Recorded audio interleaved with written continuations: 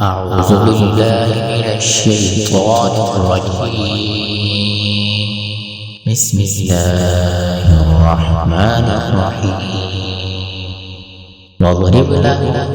مثل الرجلين جعلنا لأحدهما جنتين من أعناب وحففناهما بنخل وجعلنا بينهما زرعا كلتا الجنتين آتت أكلها ولم تظلم منه شيئا وفجرنا خلالهما نهرا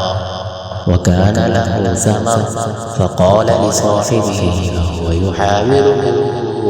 أنا أكثر منك مالا وأعز نفرا ودخل جنته وهو ظالم لنفسه قال ما أظن أن تبيد هذه أبدا وما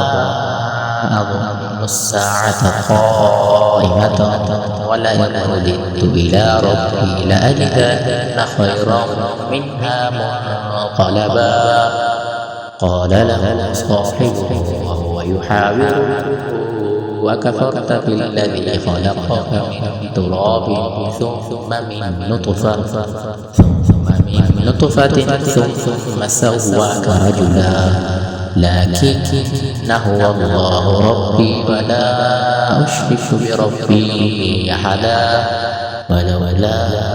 إذ دخلت جنتك قلت ما شاء الله لا قوة إلا بالله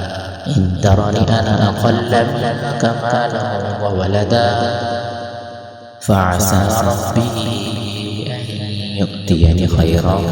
من جنتك ويرسل عليها حسبانا